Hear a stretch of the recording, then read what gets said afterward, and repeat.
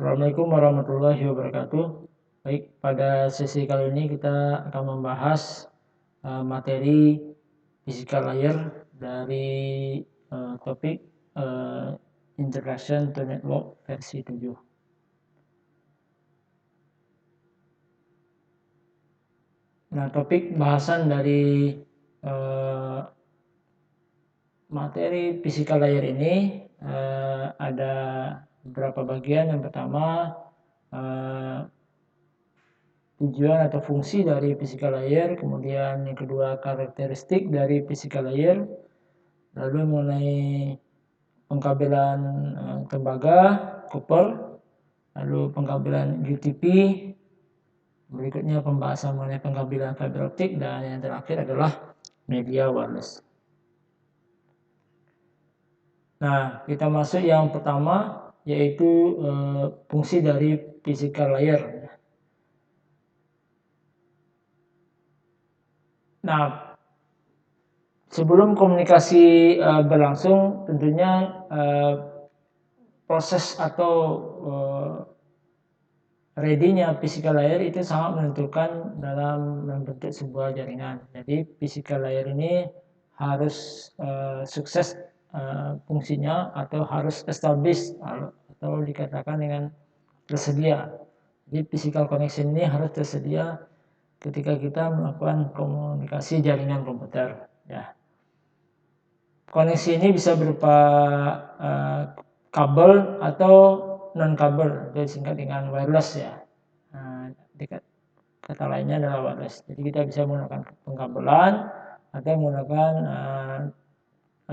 media lainnya yang tidak berupa kabel, yaitu wireless.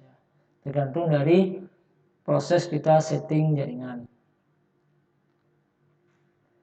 Nah, interface yang biasa kita gunakan untuk koneksi jaringan kita namakan dengan network interface card, ya, dipasang di sebuah PC atau laptop, ya, dan itu ada interface-nya berupa kabel atau wireless. Ya.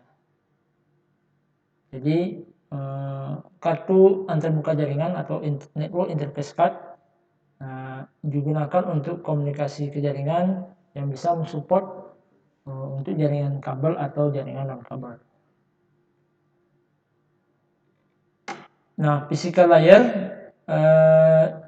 berfungsi mengirimkan bit-bit data ya melalui media.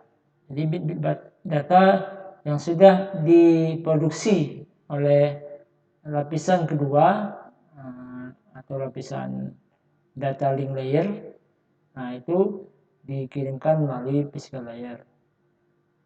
Kemudian juga dia menerima frame, ya, yang kata lain produksi data dari layer 2 itu berupa frame, lalu dikirimkan melalui proses coding ke physical layer. Nah, di bagian penerimaan nanti diterima oleh bagian physical layer, kemudian dilakukan namanya de-encapsulation sehingga dikembalikan menuju frame untuk penerimanya. Nah, karakter dari physical layer bisa kita lihat standarnya. Beberapa badan yang sudah mengeluarkan dari standar physical layer ada ISO, ada EIA-TIA, ada ITU-T, ANSI, dan IEEE. Ini badan-badan yang mengeluarkan standar dalam penyusunan physical layer. Nah, ada 3 penyusun dalam standarisasi physical layer. Yang pertama komponen, kemudian encoding, lalu yang ketiga signaling. Nah, 3 hal ini yang menjadi penyusunan standar dari physical layer. Nah, untuk mentransmisikan bit-bit ke dalam physical layer, beberapa komponen seperti contoh network interface card, ya, itu mensalurkan data bit-bit tadi ke physical layer, dan juga nanti disupport dengan konektor, material kabel, desain kabel. Nah, beberapa hal tersebut juga disusun dalam standar physical layer. Nah, ini merupakan penggambaran encoding. Encoding itu proses pembentukan sinyal dari sebuah kode, dari sebuah biner ya. Dari sebuah biner, misalkan dari gambar ini dilihat biner 0 dikodekan dengan sinyal setengah pulsa high dan setengah pulsa low ya. Itu menandakan pengkodean untuk biner 0 atau bit 0 ya. Kalau dia bit 1, maka bentuk sinyalnya atau bentuk pengkodean sinyalnya yaitu setengah pulsa itu low, setengah pulsanya lagi adalah high. Nah, demikian proses pengkodeannya. Macam-macam pengkodean sangat banyak sekali, contohnya adalah Manchester, seperti yang ditunjukkan pada gambar ini, gambar di samping ini. Ada juga 4B, 5B, dan 8B, 10B. Itu macam-macam pengkodean. Jadi pengkodean ini bentuk lain yang bisa nanti diterjemahkan oleh penerima dengan standar yang sama ya. Supaya nanti dikirimkannya ada format tertentu ya berupa coding tersebut. Nah, sinyal dikirim merepresentasikan bit 1, bit 0 untuk dikirimkan ke media ya. Ada medianya udara, ada medianya tembaga, ada juga medianya berupa cahaya. Ini contoh sinyal data kita atau sinyal informasi, kemudian bisa dikirimkan dalam bentuk microwave atau wireless berupa sinyal AM, kemudian sinyal FM, kemudian PM. Kemudian yang ini berupa sinyal yang ditransmisikan melalui tembaga, lalu yang paling atas ini berupa sinyal yang dilihat atau dikirimkan melalui fiber optik ya, atau sel optik. Nah, bandwidth, ada parameter bandwidth yaitu kapasitas dari medium dalam membawa data atau mengirimkan data. Jadi kapasitas dalam menampung data yang lewat itu dikatakan dengan bandwidth-nya. Digital bandwidth berarti mengukur data yang lewat dari satu titik ke titik yang lainnya dalam pantang waktu tertentu ya. Jadi kita memantau dari misalkan dari pemancar ke penerima dalam satuan waktu tertentu, berapa bit yang lewatnya. Satuannya yaitu bit per sekon. Jadi dalam satu detik berapa bit yang lewat. Kemudian ada juga dalam satuan kbps yaitu kilobit per sekon, ada mbps megabit per sekon, lalu gigabit per sekon, ya yang terakhir terabit per sekon. Kilobit per sekon dimodelkan dalam bentuk lain yaitu 10 pangkat 3 bps, megabit per sekon 10 pangkat 6 bps, giga berarti 10 pangkat 9 bps, dan tera 10 pangkat 12 bit per sekon. Nah, parameter yang lainnya yaitu latensi, berarti ukuran waktu yang menyangkut mengenai delay dalam mengirimkan sebuah data dari satu titik ke titik yang lainnya. Jadi delay dalam pengiriman data itu disebut dengan latensi. Sementara throughput berarti pengukuran transfer bit atau pengukuran bit yang dikirimkan ke media dalam satu waktu. Jadi kalau bandwidth tadi berapa daya tampung dalam mengirimkan data, nah artinya maksimal yang bisa ditampung oleh media itu berapa, itu namanya bandwidth. Sementara throughput berarti data yang lewat dalam waktu pengamatan ya. Atau otomatis throughput ini nilainya pasti lebih kecil dari bandwidth ya, pasti, dan bisa mencapai semaksimal mungkin yaitu sebanyak bandwidth ya. Ukurannya atau nilainya fluktuatif tergantung pemakaian traffic kita, itu namanya throughput ya. Jadi throughput itu berarti yang diukur dalam pemakaian.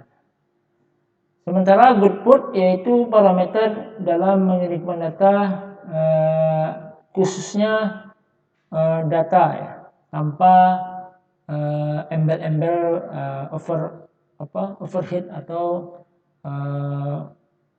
pasangan data yang lainnya. Biasanya ketika pengiriman data tersebut udah ada header ya, atau trailer ya. Nah, kalau di goodput berarti khusus untuk datanya saja. Nah, itu yang dinamakan dengan goodput ya. Nah, kita lihat pengkabelan tembaga. Nah, pengkabelan tembaga ini masih familiar dipakai untuk saat ini karena masih murah, masih mudah dalam instalasi. Kemudian juga masih kurang dalam resistansinya masih rendah lah dibanding yang lainnya. Resistansi maksudnya atenuasi ya. Cuman ketika memasangnya nanti arus yang lewat situ kan tentunya rendah ya, tidak terlalu berbahaya ya. Namun batasan dari atau kelemahan dari kabel tembaga ini, yang pertama untuk jangkauan waktu tertentu tentunya ada atenuasi. Jadi ada batasan panjang kabel tembaga yang digunakan karena ini menyangkut pelemahan atau atenuasi. Kurang lebih 100 meter itu sudah mengalami atenuasi yang cukup signifikan. Nah, yang kedua, kelemahan yang kedua adalah adanya distorsi atau gangguan dari electromagnetic interference dan juga radio frekuensi interference.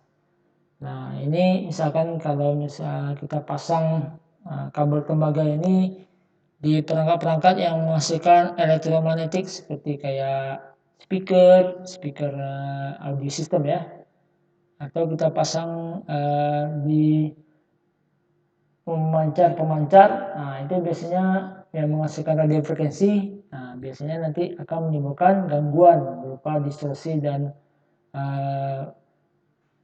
perusakan sinyal yang dikirimkan nantinya melalui kabel tembaga. Nah, itu kelemahannya, atenuasi dan juga gangguan dari EMI dan RFI ya. Nah, pencegahannya apa? Nah, pencegahannya ya tentunya kita harus membatasi panjang kabel yang digunakan sesuai dengan kemampuan atenuasinya. Ya, misalkan tidak lebih dari 100 meter. Kalau 100 meter maka harus dikasih repeater. Yang kedua, menjauhkan pemasangan atau instalasi kabel tembaga jauh dari sumber-sumber yang menghasilkan electromagnetic interference atau radio frekuensi interference. Nah, kemudian ada juga crosstalk ya. Crosstalk ini artinya adanya induksi ketika data itu dikirimkan, data itu bisa nyebrang ke kabel lainnya sehingga bisa didengarkan atau datanya bisa diterima oleh kabel sebelahnya. Nah, akibat induksi elektromagnetik. Nah, itu diatasi dengan cara twist, ya, mentwisting lawan. Jadi melilit kabel yang berpasangan sehingga meminimalisasi adanya crosstalk. Nah, ini jenis-jenis kabel tembaga yang digunakan pada jaringan. Ada UTP, singkatan dari unshielded transceiver, kemudian STP, shielded transceiver, lalu kabel koaksial ya. Kabel koaksial ini yang sering kita pakai di kabel-kabel antena TV. Nah, kabel UTP unshielded receiver ini kita banyak gunakan terutama pada kabel LAN menggunakan RJ45 konektor untuk menghubungkan perangkat-perangkat yang tergolong intermediary network device seperti switch, ya, router. Ya. Nah, di gambar UTP ini ada 3 bagian. Yang pertama itu yang paling luar itu namanya jaket untuk melindungi kabel di dalamnya dari himpitan atau kerusakan, ya, untuk melindungi susunan kabel yang ada di dalamnya, yang ada 4 pasang ini. Yang kedua, T-stripper. Ya, T-stripper ini berarti adanya 4 pasang kabel yang dijalin, ya. Kenapa dijalin tadi sudah jelaskan, untuk mencegah crosstalk. Yang ketiga, adanya tembaga. Jadi setelah adanya jaringan kabel ini, kalau dikupas lagi, pelindungnya akan muncul tembaga. Nah, tembaga inilah yang digunakan untuk menyambung ke koneksinya, ke RJ45. Nah, kalau STP lebih kompleks lagi penyusunan kabelnya karena lebih tahan terhadap gangguan. Nah, makanya dinamakan yang shielded T-stripper, ya. Yang pertama ada jaket, yang kedua ada foil untuk melindungi pelindung kedua, ya. Yang ketiga masih ada foil lagi untuk melindungi pasangan kabel dari EMI atau RFI, ya. Yang keempat baru 4 pasangan kabel tadi, ya. Jadi pelindungnya ada 1, 2, 3 pelindung yang sehingga lebih tahan terhadap gangguan dari luar, ya, seperti EMI, RFI, ya. Jadi noise-nya lebih kecil dibanding UTP, namun karena penyusunannya lebih kompleks itu lebih mahal harganya dan lebih susah dalam instalasi dibanding UTP. Konektornya masih menggunakan RJ45 dan digunakan sama seperti kabel UTP untuk menghubungkan switch, menghubungkan router yang tergolong dalam intermediary network device, ya.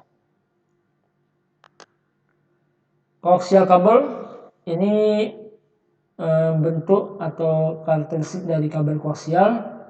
Ada jaket, kemudian ada serabut ini dari tembaga juga, kemudian nanti ada plastik, lalu ada intinya berupa tembaga. Nah, kegunaannya biasanya digunakan untuk antena, ya, antena atau perangkat-perangkat yang wireless, ya. Jadi perangkat-perangkat yang untuk instalasi wireless banyak menggunakan kabel koaksial. Nah, ini konektornya menggunakan BNC, TPN, dan TPF, ya. Konektor yang bisa digunakan kabel koaksial. Nah, kita bahas mengenai kabel UTP, ya. Kabel UTP tadi sudah dilihat ada 4 pasang yang masing-masing pasangan itu ada warnanya. Ada warna oranye, putih oranye, biru, putih biru, hijau, putih hijau, coklat, putih coklat. Nah, kenapa susunannya dijalin seperti ini? Ya, tadi sudah dijelaskan untuk mencegah adanya crosstalk, ya. Jadi mencegah ada namanya crosstalk.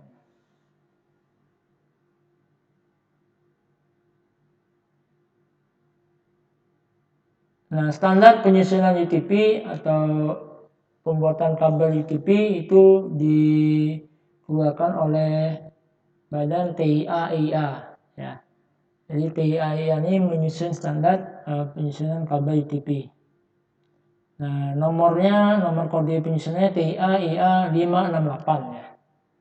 Jadi termasuk penyusunan tipe kabel, panjang kabel, konektor, termination, kemudian metode testingnya. Lalu standar yang lain yang mengeluarkan yaitu IEEE mengeluarkan kabel kategori 3, kategori 5, 5E dan 6. Nah, itu dikeluarkan oleh IEEE.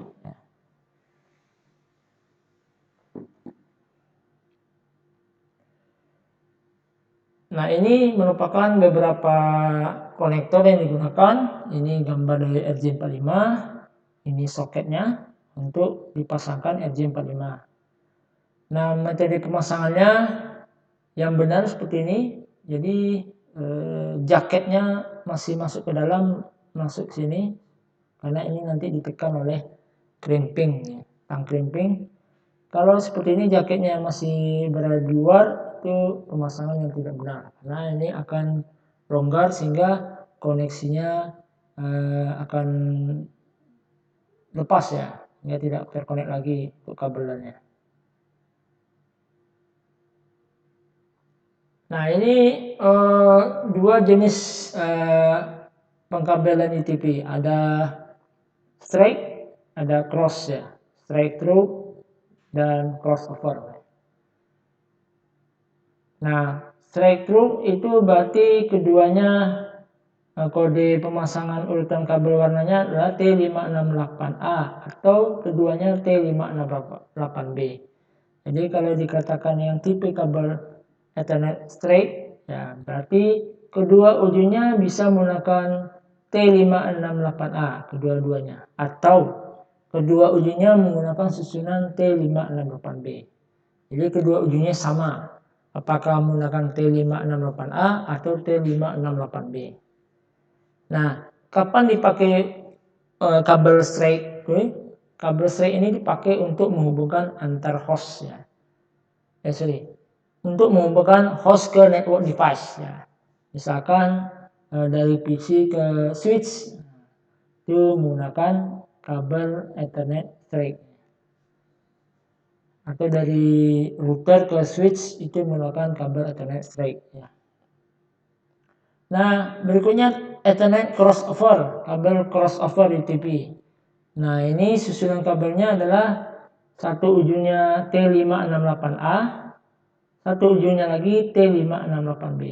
Jadi ujung yang pertama susunannya T568A, ujung berikutnya T568B. Nah, itu dikatakan dengan crossover. Kapan dipakai kabel crossover? Yaitu untuk menghubungkan host ke host atau PC ke PC, switch ke switch, router ke router. Jadi kalau perangkatnya setipe itu menggunakan kabel crossover.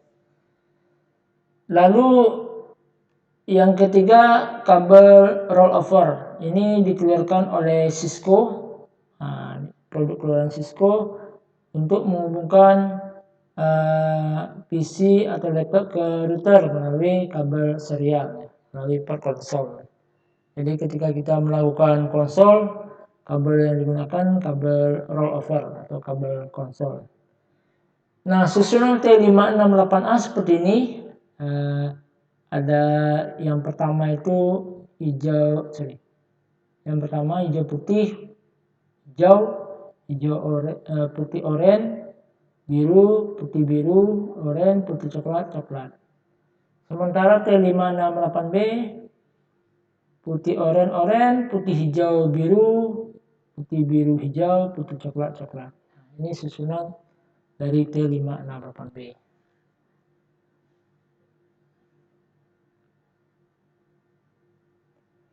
Oke, kemudian kabel fiber optik ini digunakan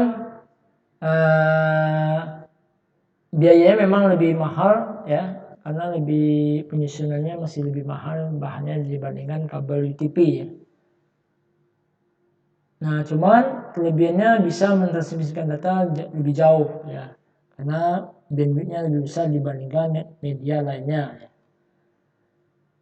lalu lebih tahan terhadap noise, lebih tahan terhadap atenuasi maupun EMI atau RFI. Jadi dia lebih tahan terhadap gangguan interference. Kemudian lebih fleksibel, ukurannya sangat kecil ya, dan menggunakan laser atau LED untuk mentransmisikan bit-bit dalam bentuk pulsa atau cahaya.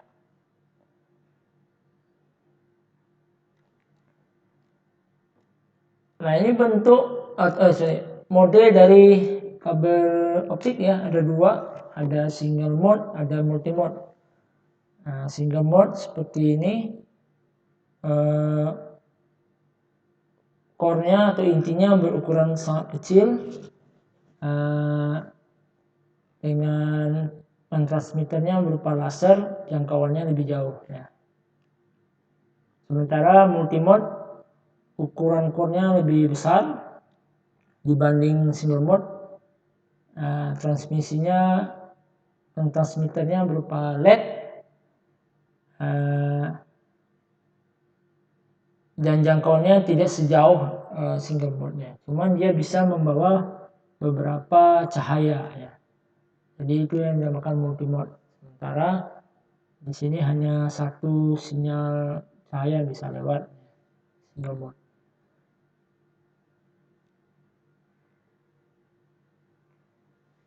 Oke, kemudian kapan digunakan fiber optik ya? Kabel fiber itu biasanya digunakan untuk jaringan backbone ya. Di yang skala besar itu pasti ada jaringan backbone-nya, interkoneksi infrastruktur. Nah, karena biasanya jaringan backbone-nya butuh bandwidth yang besar. Nah, itulah dipasang fiber optik. Kemudian juga digunakan untuk jaringan ke rumah ya. Jadi dari broadband service provider itu menyalurkan transmisi data ke rumah pakai FTTH ya. Lalu ada juga jaringan antar kota atau antar negara, long haul network ya. Ini menggunakan fiber optik karena lebih jauh ya dibanding dengan media lainnya. Atau juga kabel laut ya. Kalau digunakan untuk pemasangan di laut juga menggunakan kabel fiber optik ya. Karena kalau dia lebih masuk air dia tidak masalah ya, dibanding dengan proses kabel yang lainnya menggunakan kabel tembaga ya. Dan juga jangkauannya bisa juga lebih jauh. Nah, ini konektor yang ada pada fiber optik, ada ST konektor, ada SC konektor, ada LC untuk simplex, ada LC untuk multiplex ya. Nah, ini bentuk-bentuk konektor yang ada pada fiber optik. Kemudian patch cord dari fiber ini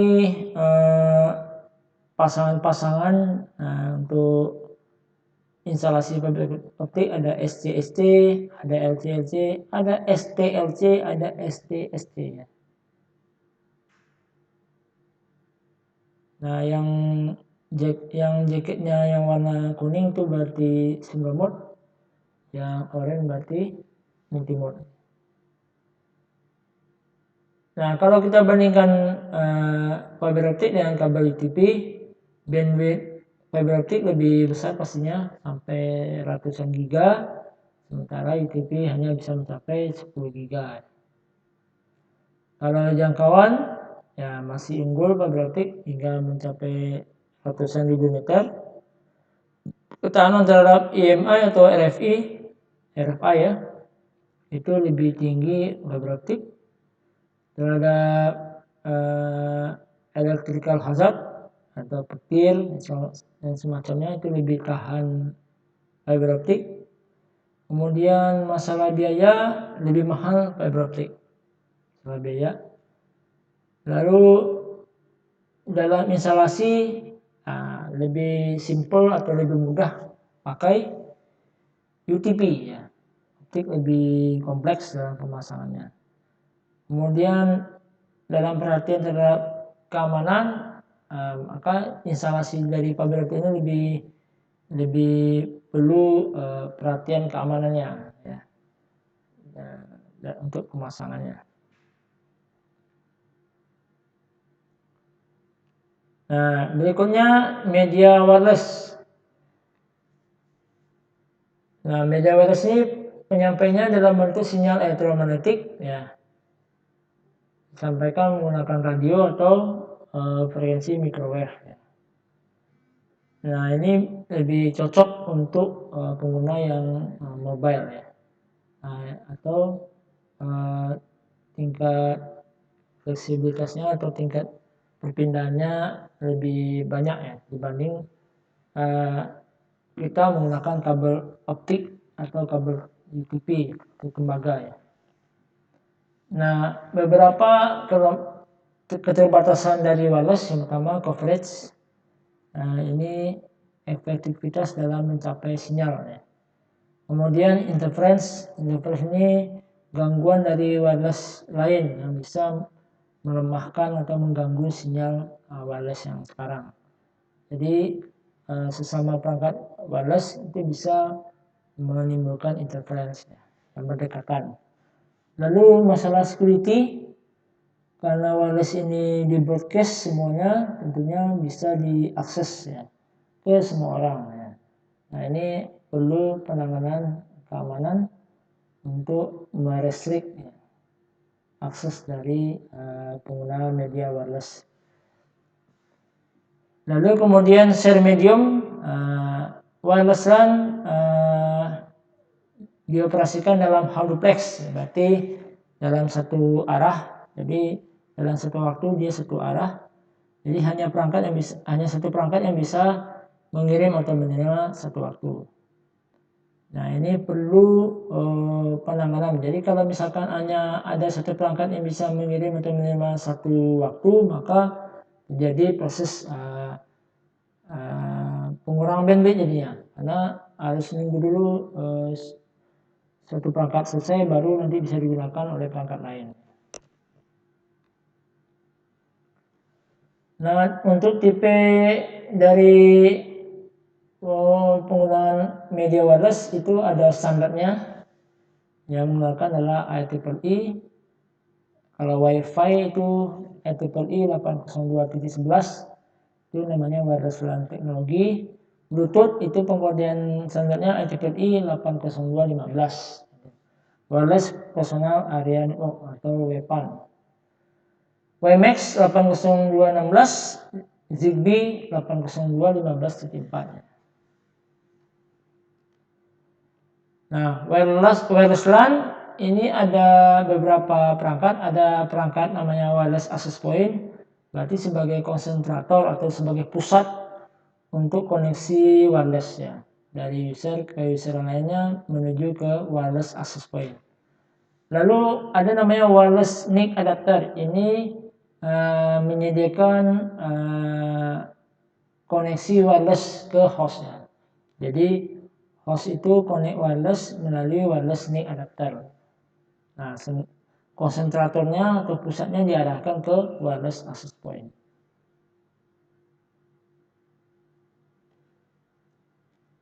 Nah, demikian tadi penjelasan mengenai sifat, karakter, dan fungsi dari physical layer. Semoga bermanfaat. Assalamualaikum warahmatullahi wabarakatuh.